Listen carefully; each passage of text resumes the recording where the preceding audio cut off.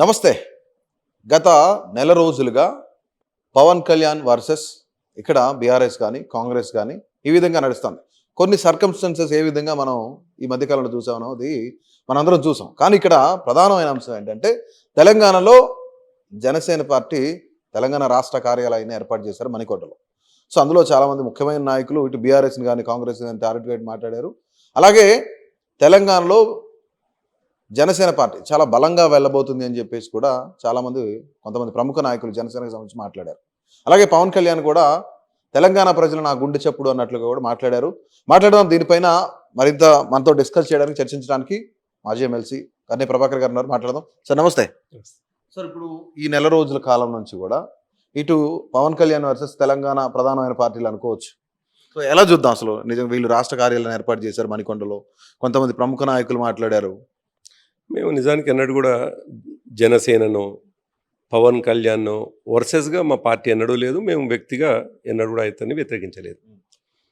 ఎప్పుడైనా ఎవరైనా ఆయనను వ్యతిరేకించాల్సిన సందర్భం వస్తే తెలంగాణ వేరుపడ్డటువంటి సందర్భంలో ఆయన కామెంట్ చేసినటువంటి ఒక రెండు విషయాలను మాత్రం సందర్భోచితంగా మాట్లాడాల్సినటువంటి అవసరం వస్తున్నదే తప్ప డెఫినెట్గా ఈ దేశానికి ఉన్న గొప్పతనమే అది. కొన్ని వందల పార్టీలు ఉన్నాయి ఈ దేశంలో, కొన్ని వేల పార్టీలు రిజిస్టర్ అయి ఉన్నాయి, కొన్ని వందల పార్టీలు ఈ దేశంలో ప్రస్తుతం నడుస్తూ ఉన్నాయి. అట్లా పవన్ కళ్యాణ్ కూడా ఇక్కడ పార్టీ పెట్టుకోవచ్చు. పార్టీ పెట్టుకోవడానికి పెద్ద అభ్యంతరం ఏం లేదు. ఆయన పార్టీ పెట్టుకోవచ్చు, హ్యాపీగా తెలంగాణ అంతా కూడా తిరగవచ్చు. మా పార్టీ పక్షాన ఎన్నడూ అభ్యంతరం ఉండదు. కానీ వాళ్ళకి సంబంధించిన కొంతమంది అధికార ప్రతినిధులు, ప్రముఖ నాయకులు కొంతమంది వాళ్ళు చెప్తా ఉన్నారు, 12 ఏళ్లలో తెలంగాణ ప్రజలకు ఇటు బీఆర్ఎస్ చేసింది ఏమీ లేదు, కాంగ్రెస్ పార్టీ కూడా చేసింది ఏమీ లేదు. 10 ఏళ్ళు బీఆర్ఎస్ అధికారంలో ఉన్నప్పుడు కనీసం అమరవీరులను పట్టించుకున్న పరిస్థితి లేదు. కేటీఆర్కి అమరవీరుల పేర్లు ఒక్కళ్ళ కుటుంబాల పేర్లు కూడా తెలియవు అని చెప్పేసి వాళ్ళ నాయకులు అంటూ ఉన్నారు. అదే పాపం వాళ్లకు పవన్ కళ్యాణ్ మాట్లాడే సినిమా డైలాగులు తప్ప కేసీఆర్ గారు చేసినటువంటిది ఏందని తెలియకపోవడం దురదృష్టకరం. వాళ్ళు అంత దురదృష్టకరంగా ఉన్నారని బాధపడదాం తప్ప, చింతిద్దాం తప్ప మరొకటి కాదు. తెలంగాణ ప్రజలకు తెలుసు కేసీఆర్ గారు ఏం చేసిండ్రో. తెలంగాణ ప్రజలకు తెలుసు, కేసీఆర్ గారికి తెలుసు 610 మంది అమరులైతే వాళ్ళ కుటుంబాలని ఎట్లా ఆదుకున్నాడో. ఎకరానికి ప్రతి అమరుని కుటుంబానికి 10 లక్షల చొప్పున ఇచ్చి ఆ కుటుంబాన్ని ఆదుకొని ఆ ఇంటి పెద్దన్నగా నిలబడ్డాడు. ఆ ఇంట్లో ఉన్న ప్రతి ఎలిజిబిలిటీ ఉన్నటువంటి ప్రతి వ్యక్తికి ఉద్యోగం ఇచ్చినాడు.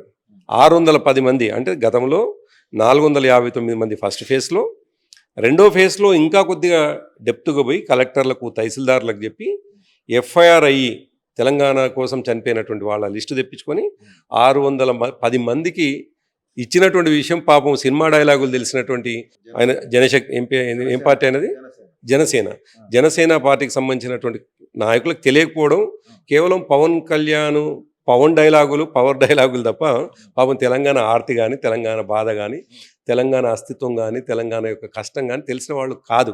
అందుకే వాళ్లకు చేసినటువంటి తెలంగాణ అమరుల పట్ల తెలంగాణ ఉద్యమకారుడుగా కేసీఆర్ గారు చేసినటువంటి విషయాలు తెలియకపోవచ్చు.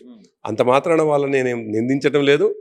వాళ్ళ దౌర్భాగ్యానికి నిదర్శనం తప్ప మరొకటి ఏం కాదు. అసలు అంటే ప్రధానంగా వాళ్ళు కేటీఆర్ని టార్గెట్ చేసుకొని, కేసీఆర్ని ఒక విషయం పక్కన పెడితే కేటీఆర్ని టార్గెట్ చేసుకొని కనీసం ఆయనకి ఒకళ్ళ పేరు కూడా తెలియదు. 1200 మంది చనిపోతే ఈ 1200 మందిలో కేటీఆర్ని ఒకళ్ళ పేరేని తెలుసా, ఒకసారి చెప్పమని అడగండి మీరే ఇల్లని అడుగుతున్నారు వాళ్ళు. అదే కేటీఆర్ గారికి కాదు, ఇవాళ బీఆర్ఎస్ పార్టీలో పనిచేసే చివరి కార్యకర్తకు కూడా దాదాపు 100 మంది శవాలను మోసిన అనుభవం ఉన్నది, అనుబంధం ఉన్నది, ఆ కుటుంబాలతో పెనవేసుకున్నటువంటి బంధం ఉన్నది.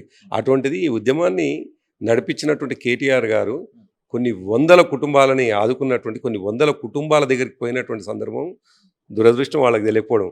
అసలు కేసీఆర్ గారికి తెలియదు, కేటీఆర్ గారికి తెలియదు అనేటువంటిది వాళ్ళంతా ఇక వాళ్ళని అమాయకత్వాన్ని చూసి నవ్వాలా ఏడవాలా తెలియనటువంటి పరిస్థితి. ఎందుకంటే తెలంగాణ ఉద్యమాన్ని నడిపినటువంటి వాళ్ళం, చనిపోయినటువంటి ఒక్కొక్క అమరుడిని మా భుజాల మీద వేసుకొని శవయాత్రల్లో పాల్గొన్నటువంటి వాళ్ళం. కేసీఆర్ గారు, కేటీఆర్ గారు, హరీష్ రావు గారు, మా పార్టీ ఎంటైర్ నాయకత్వం అంతా.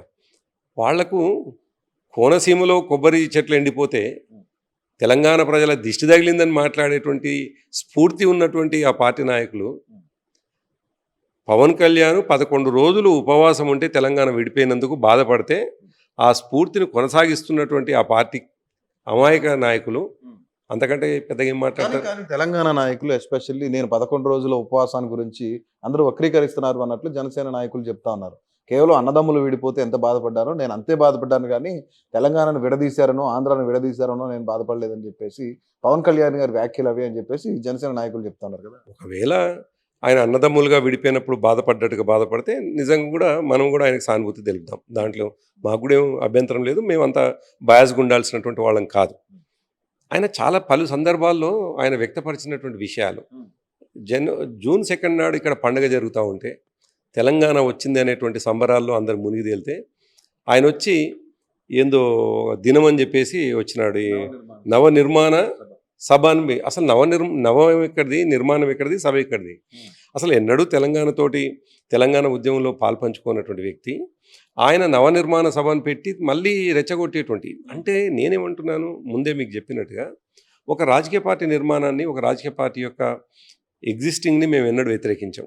ఎందుకంటే ఈ దేశంలో ఉన్నటువంటి ప్రజాస్వామ్యం మీద నమ్మకం ఉన్నటువంటి వాళ్ళం, రాజ్యాంగ స్ఫూర్తికి భిన్నంగా పోయేటటువంటి వాళ్ళం కాదు కాబట్టి, రాజ్యాంగానికి లోబడి మాట్లాడేటోళ్ళం కాబట్టి పవన్ కళ్యాణ్ గారు పెట్టేటువంటి పార్టీని మేము వెల్కమ్ చేస్తూ, కానీ చిత్తశుద్ధి లేని శివపూజ ఎలరా అనేటువంటి మాటని గుర్తు చేయడానికి ఇవన్నీ విషయాలు చెప్పినాం. మేము పవన్ కళ్యాణ్ పాపం ఆయన ఒక సినిమా యాక్టర్గా పెట్టుకుంటాడు. సరే, కొన్ని రాష్ట్రాల్లో సినిమా యాక్టర్లకు అవకాశం ఉంది, ఇక్కడ కూడా సినిమా యాక్టర్లకు అవకాశం ఉందని అనుకుంటే తప్పేం లేదు. పవన్ కళ్యాణ్ని ఎవరైనా తప్పుపడితే అది కూడా నేను తప్పుపడతాను. ఎందుకంటే పవన్ కళ్యాణ్ గారు సందర్భోచితంగా ఆయన తెలంగాణ పట్ల విషం కమ్మినటువంటి విషయాల పట్లనే మాకు అభ్యంతరం. ఆయన పార్టీ పట్ల అసలు ఎప్పటికీ అభ్యంతరం ఉండదు, భవిష్యత్తులో కూడా అభ్యంతరం ఉండదు.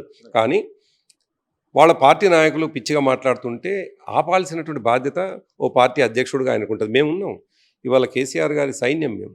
కేసీఆర్ గారి సుశిక్తుతోటి, అంటే శిక్షితులం మేము. ఆయన శిక్షణ ఇస్తే సుశిక్షితులైనటువంటి వాళ్ళం మేము.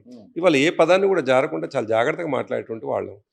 పవన్ కళ్యాణ్ ఆయన పార్టీలో ఉన్న అఫీషియల్ స్పోక్స్ పర్సన్ కేటీఆర్కు ఒక అమరుడు పేరు తెలియదని మాట్లాడితే అటువంటి వాడిని ఎమ్మెడే తీసి బయటపడేయాలి. ఇంత పిచ్చిగా మాట్లాడతారా అని. ఎందుకంటే అసలు ఈ ఉద్యమ నిర్మాణమే కేసీఆర్ గారి నాయకత్వంలో జరిగింది. దానికి సైనికులుగా మేము అందరం ఉన్నటువంటి వాళ్ళం.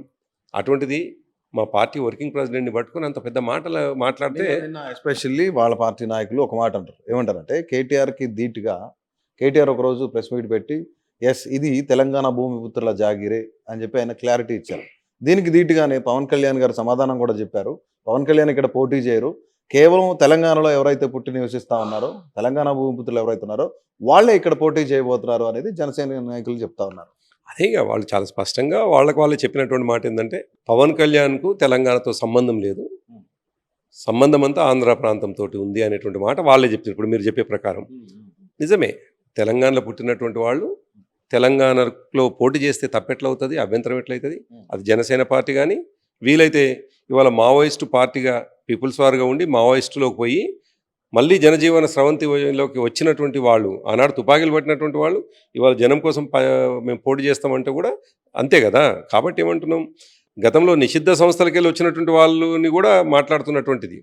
అటువంటిది ఒక వ్యక్తి ఆయన పార్టీ పెట్టుకొని తమ యొక్క నాయకులు ఇక్కడ పోటీ చేస్తామనంటే ఇక్కడ భూమిపుత్రులు అయినప్పుడు తప్పెట్లయితే, నేను భూమిపుత్రులు మాత్రమే అనను. నేను ఇంకొక అడుగు ముందుకేసి ఓ మాట చెప్తాను. నేను భారతదేశంలో ఏ ప్రాంతంలో అయినా ఎవరైనా అర్హతను బట్టి పోటీ చేసుకునే అవకాశం ఉన్నది.